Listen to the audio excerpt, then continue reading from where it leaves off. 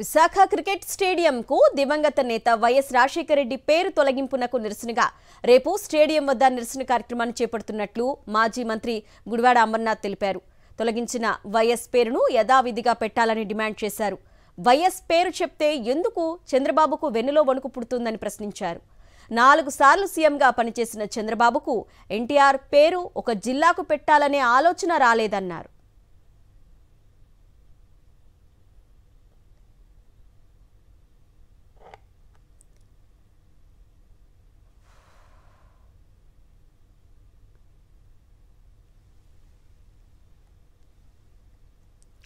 కూటమి నేతలు ఎన్ని కుట్రలు చేసినా ప్రజల గుండెల నుంచి వైఎస్ఆర్ పేరును తొలగించలేరంటున్న మాజీ మంత్రి గుడివాడ అమర్నాథ్తో మా ప్రతినిధి Naidu face to face. Vizag అంతర్జాతీయ క్రికెట్ స్టేడియానికి దివంగత నేత వైఎస్ రాజశేఖర రెడ్డి పేరును తొలగించారు. దీని మీద మనతో మాట్లాడడానికి మాజీ మంత్రి గుడివాడ అమర్నాథ్ ఉన్నారు. సార్ చెప్పండి, ఒక స్టేడియానికే కాదు రాష్ట్రంలో చాలా చోట్ల కూడా వైఎస్ఆర్ పేరును తొలగించారు. అనేక చోట్ల వైఎస్ విగ్రహాలను తగలబెట్టడం కానీ ధ్వంసం చేయడం కానీ చేస్తున్నారు. దీన్ని ఏ విధంగా చూస్తారు మరి? మొదటి నుంచి వారికి పరిపాలన మీద అధికారంలోకి వచ్చి 9 మాసాలు అయింది. పరిపాలన మీద కానీ లేదా ఎన్నికల్లో ఇచ్చినటువంటి హామీల మీద కానీ ఏదైనా చేయాలనేటువంటి తప్పన కానీ ఇవేవి లేవు. ఎలాగన్నా వైఎస్ఆర్ కాంగ్రెస్ పార్టీ అనేటువంటిది రాష్ట్రంలో ఉండకూడదు అనేటువంటి ఉద్దేశంతో అసలు ఆ పేరే కనబడకుండా చేయాలనేటువంటిది వారి తాపత్రయం. సో అందులో భాగంగా వాళ్ళు అధికారంలోకి వచ్చిన వెంటనే నాగార్జున యూనివర్సిటీలో ఆయన పేరు తొలగించారు. బాపట్లలో రాజశేఖర రెడ్డి గారి విగ్రహాన్ని తగలబెట్టారు. ఇలాగ అనేక చాలా దగ్గర డ్యామేజ్ చేశారు. చాలా రైతు భరోసా కేంద్రాలు అనేటువంటివి వైఎస్ఆర్ గవర్నమెంట్లో వచ్చాయి. ఇది మొన్న ప్రభుత్వంలో దాని పేరు తొలగించారు. ఆరోగ్యశ్రీ పేరు తొలగించారు. అనేక పథకాలకు పేర్లు తొలగించారు. సరే, వారి ప్రభుత్వం వచ్చింది, వాళ్ళు నచ్చిన పేర్లు పెట్టుకుంటారు. ఈ ఇంటర్నేషనల్ స్టేడియంకి పేరు పెట్టింది ఆ రోజు ప్రభుత్వం కాదు, ఏదో మొన్న మేము అధికారంలోకి వచ్చినప్పుడు పెట్టినటువంటి పేరు కాదు. అది ఆ రోజు రాజశేఖర రెడ్డి గారు మరణించినప్పుడు ఆ రోజు ఉన్నటువంటి ఆంధ్ర క్రికెట్ అసోసియేషన్ అనేటువంటిది బీసీసీఐ కింద ఉంటుంది, ఆంధ్రప్రదేశ్ రాష్ట్ర ప్రభుత్వం కింద ఉండదు. బీసీసీఐ కింద ఉన్నప్పుడు ఆ రోజు ఆ నిర్ణయం తీసుకొని రాజశేఖర రెడ్డి గారు పేరు పెట్టాలని చెప్పి ఆ నిర్ణయం తీసుకున్నారు. మరి ఈ రోజు తీసుకున్నటువంటి నిర్ణయాన్ని కారకులు ఎవరు ప్రభుత్వం, ఏ ప్రభుత్వం ఒత్తిడి చేసిందా లేదా ఆంధ్ర క్రికెట్ అసోసియేషన్ అత్యుత్సాహంతో చేసిందా అనేటువంటి దానికి సమాధానం చెప్పాలి. అందుకనే దానికి నిరసనగా రేపు ఉదయం రాజశేఖర రెడ్డి గారి విగ్రహం ఏదైతే స్టేడియం దగ్గర ఉందో ఆ స్టేడియంలో ఉన్నటువంటి విగ్రహం దగ్గర ఒక ప్రొటెస్ట్ చేయాలని చెప్పి నిర్ణయం తీసుకున్నాం. రేపు ఉదయం 9:30కి ఆ కార్యక్రమాన్ని కూడా నిర్వహించబోతాం. ప్రధాన డిమాండ్ ఏంటి సార్? ఏం లేదు, మా పార్టీ తాలూకు డిమాండ్ కానీ రాజశేఖర రెడ్డి గారి అభిమానుల తాలూకు డిమాండ్ కానీ ఆ పేరును కొనసాగించాలి.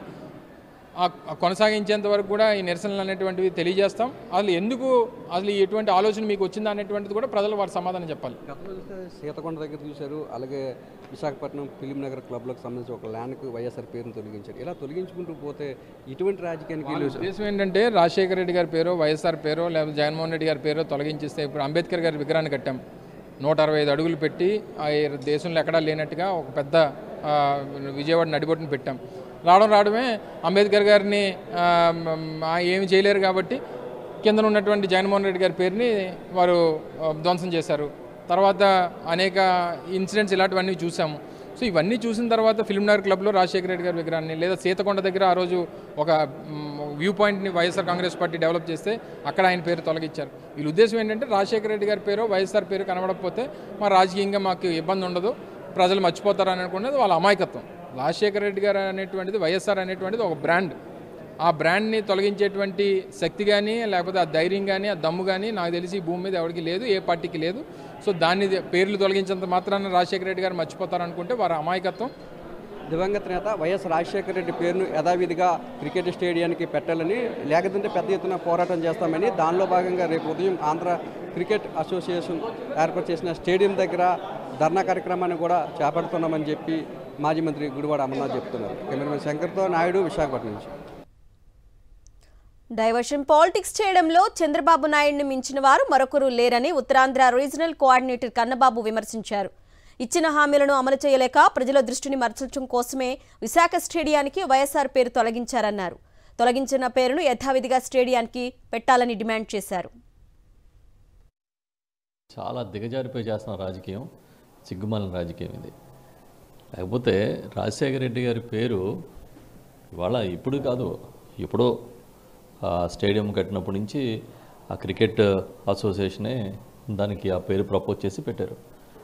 వీళ్ళు ఏంటంటే కడుపు మంటతో రగిలిపోతున్నారు. వైఎస్ఆర్ పేరు విన్నా, అదేవిధంగా జగన్మోహన్ రెడ్డి గారి పేరు విన్నా తట్టుకోలేని తనం.